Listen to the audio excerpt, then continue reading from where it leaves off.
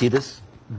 This is a map of all of the history of the expulsion of the Jews in Europe. They have been like, I have never seen a minority being kicked around this much, right? And of course, this comes back to the, the whole idea about the original sin, that you have betrayed Jesus Christ. The blood of Jesus is on your hands. And then comes the 11th century. At that time, Jewish people were not allowed to own land. They were just peasants. Even some of the professions were not even allowed to participate in. But they were allowed to do one thing, usury, money lending, because it was prohibited by the Catholic Church to engage into that. So what happens when you work in money? You get richer, right? And those Jews lived in ghettos. Now, ghettos was not just like isolated neighborhoods in cities. Sometimes ghettos were outside the city. This is like how isolated they were. And in those ghettos, they have to pay gold to the mayor or the governor or the prince or the noble. So they would see, you're getting richer. I need more taxes. So they pay tax. What happens when you have a business and they increase your rent? You increase your service, increase the taxes. So what happened? The Christians started to default. And suddenly, the image of the greedy Jew was created. Shylock, merchant of Venice.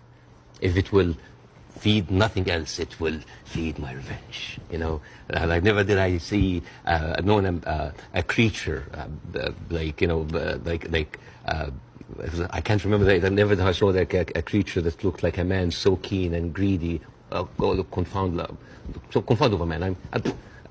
English.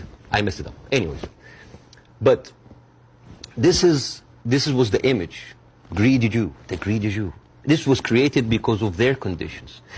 And it became worse in 1095, when Pope Urban II called for the first crusade to go and save the birth of Jesus from the unbelievers Muslim.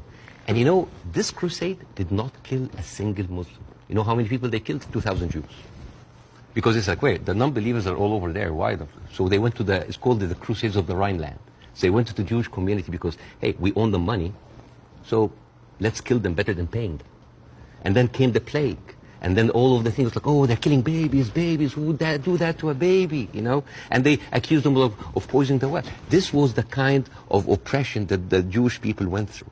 Fast forward 19th century, there was like the Eastern Jew in Ukraine and Russia, and there was the Western Jews in Europe. Those people in the Eastern Jews had to immigrate because of pogroms, and they were like, kicked out. And at a certain point, the people in the West, especially in England, it's like, there are too many Jews. We need a solution. A solution for what? For the Jewish problem. So it's like we need to get rid of them. And you know what? Palestine was not even in the A list. Palestine was in the B list. Because England proposed 6,000 square miles in Uganda for the Jews, 1903. And the reason why Palestine was not on the list, that it was objected by a lot of rabbis that said, like, it's a promised land, but only when the Messiah comes. But there were other options, Argentina, South Africa, Uganda, Madagascar. And eventually, they said, all right, let's do Palestine. So they went to Palestine in 1914. There was 700,000 people living in Palestine, 3% were Jewish. 1917, Balfour Declaration. Arthur Balfour, he called the Jewish people in England that they are alien and hostile race. And the thing is, the only Jewish member of the parliament, of the English parliament, Lord Montague, he objects, like, these are British citizens, we should not kick them out. So they pushed him, but it was not going fast enough. Came the Nazis. And then it was not about the solution anymore. It was the end losing, the final solution by Hitler, because he needed an answer for the Jewish question, the Judefrage.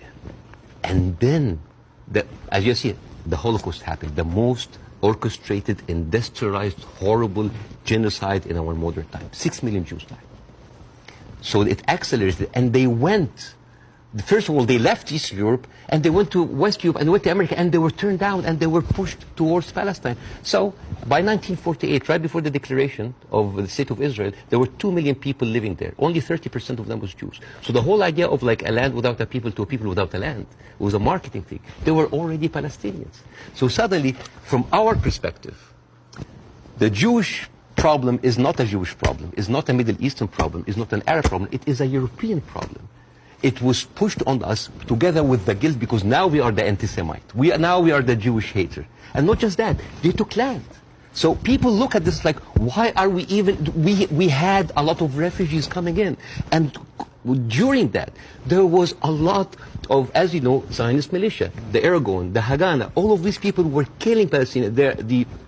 The famous massacre of Deir Yassin.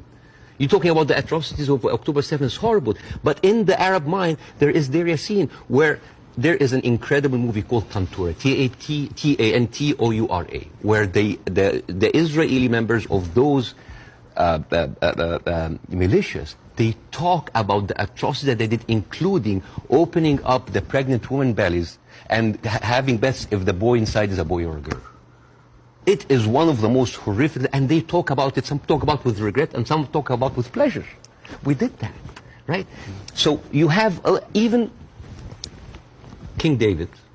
I think your Prime Minister, Mr. Sunak, was there. And if I was British, I would question this. Because as you know, King David was bombed by the Aragon militias. 91 British soldiers died.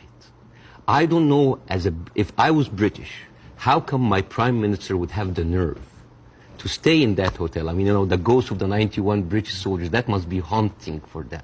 You see?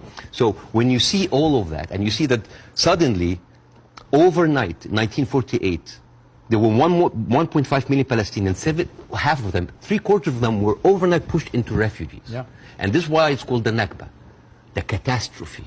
So now we have all of this building up into the minds. And suddenly this was like a conflict, a hate, a problem that we didn't have to do anything with. This was basically pushed on us by the Europeans. You see? So this is why it is important to say that. And I'm not saying that to talk, oh, let's wipe out the state of Israel, let's like push them in the sea. No, but it's important when you talk about the conflict, that you talk about the root causes, right? No, there was like a vibrant Palestinian culture happening over there. And right now they are erasing this culture. Suddenly I'm thinking of like Israeli feta cheese. Israeli hummus. Oh, that's an insult. Israeli hummus. Come on. I mean, take the land, but leave the hummus, man. I mean, come on. I mean, that's not fair. You are someone who's always spoken against cancel culture. Right now, a whole culture